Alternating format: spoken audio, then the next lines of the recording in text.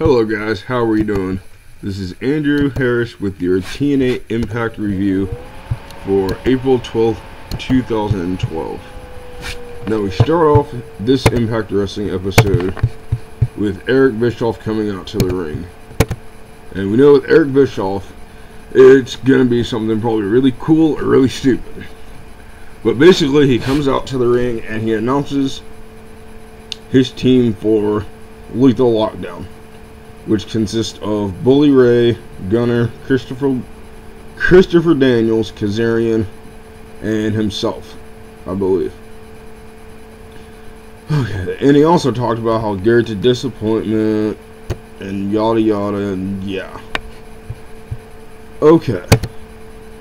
Then Garrett Bischoff comes out and announces that his team is, of course, himself, Mr. Kennedy, Austin Aries, AJ Styles, and the fifth man I'll tell you later on in the review.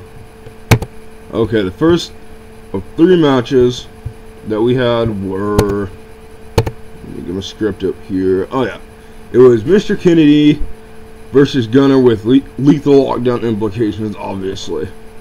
Now this first match was okay. It didn't really interest me too much. Actually, to tell you guys the truth, this lethal lockdown thing it's really kind of, it doesn't really appeal to me.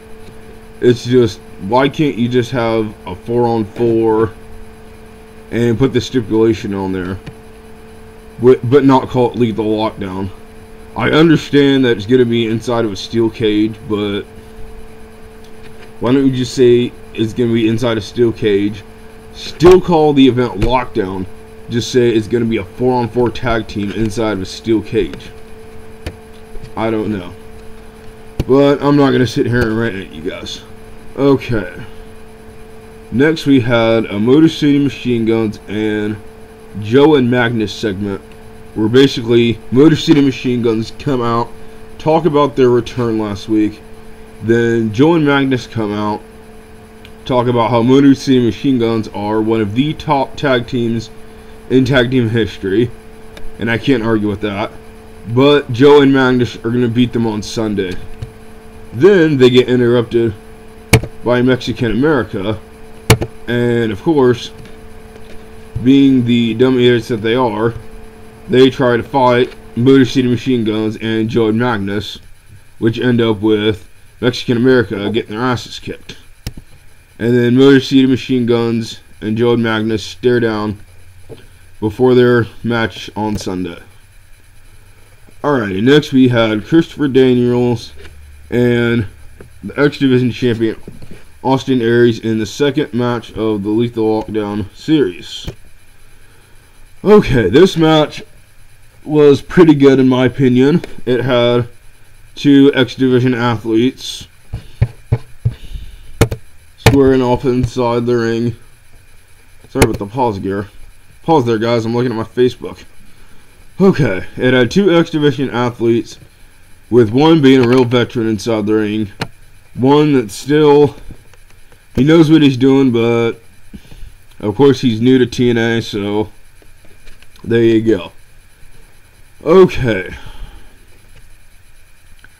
next we had a Jeff Hardy segment in which basically he comes out and talks about his match on Sunday.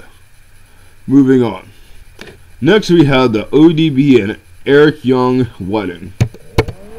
Now most of you guys are really knocking on this because you guys think it's stupid, it's dumb, it doesn't really relate to anything in wrestling. But in my opinion, I thought it was, the lead up to it was okay. The wedding in itself was also okay.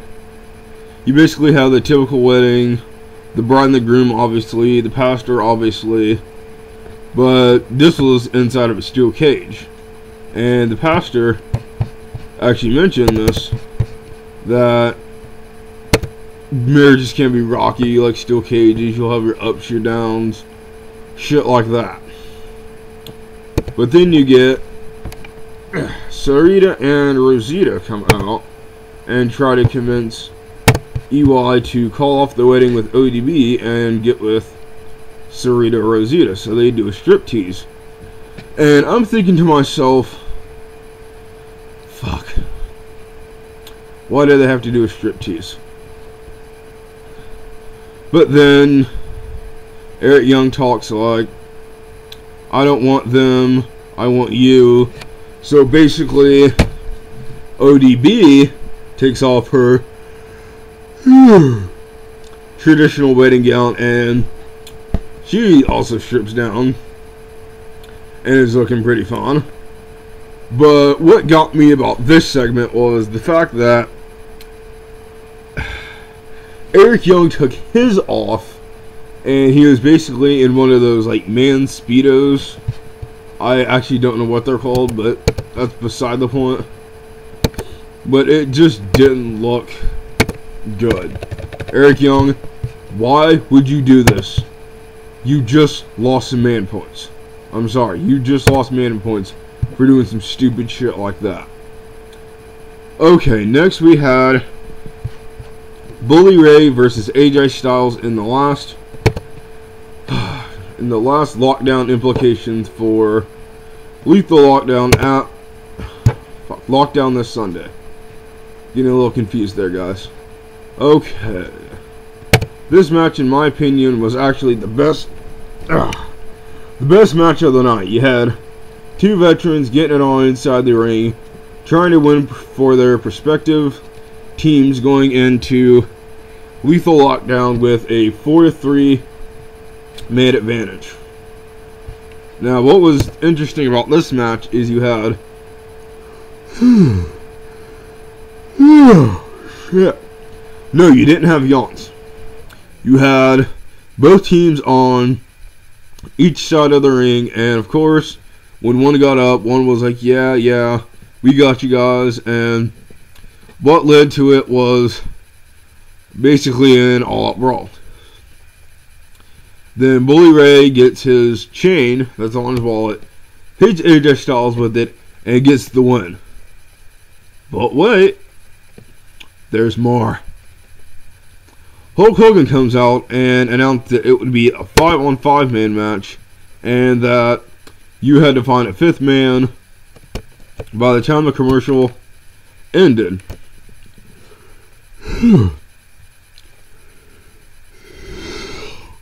Fuck. Sorry guys, I don't know why the fuck I'm yawning so much. Okay. They come back to commercial break, and of course Eric has tricks up his sleeve. He tried to say that we'll announce it Sunday. Hulk Hogan said no. So basically, Eric volunteers himself. Now, Garrett's fifth man is a returning Rob Van Dam. Rob Van Dam. Okay. Next we had Knockouts tag team match.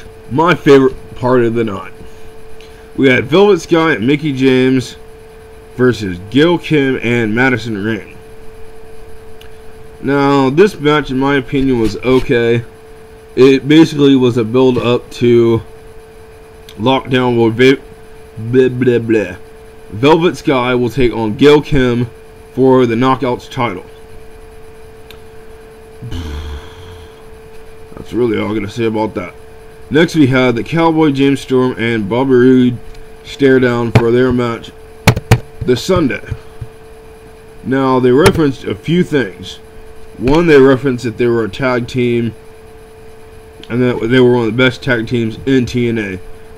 Two, they referenced their past even before they even got to TNA. And three, the fact that what led up to them separating as a team and them going as singles wrestlers, and basically what we have today.